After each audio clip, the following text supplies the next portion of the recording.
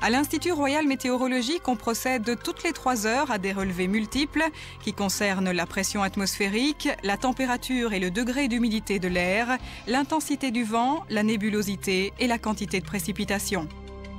Les satellites fournissent, eux, des informations en continu sur la situation atmosphérique du globe terrestre.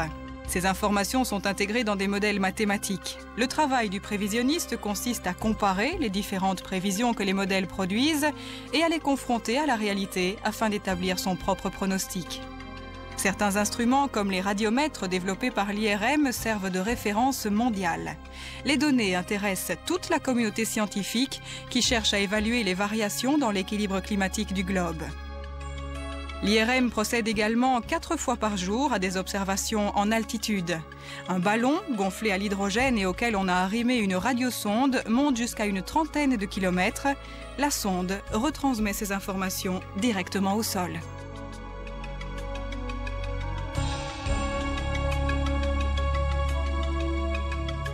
Tout près de l'IRM se trouve l'Observatoire.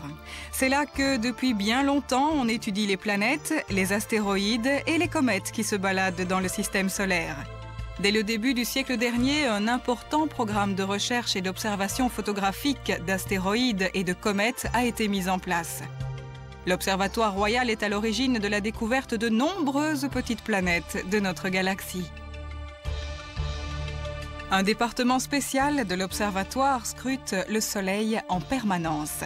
Son rôle est de surveiller les sautes d'humeur de la couronne de l'astre solaire à l'aide d'une station de radioastronomie située près de Rochefort, à Humain, et aussi grâce aux images transmises par le télescope du satellite européen SOHO qui évolue à 1,5 million de kilomètres de nous.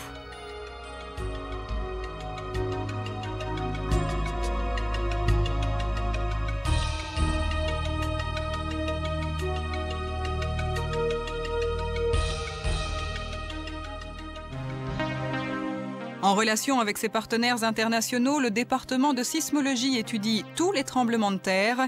Ils sont mesurés et mis en carte.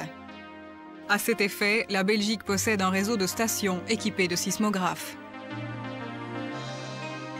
L'exactitude est la politesse des rois, dit-on. Encore faut-il avoir une montre qui indique l'heure de façon précise.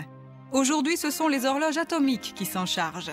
L'échelle du temps est déterminée sur la base d'une moyenne pondérée d'environ 250 horloges atomiques réparties dans le monde dans une quarantaine de laboratoires, dont l'Observatoire royal de Belgique.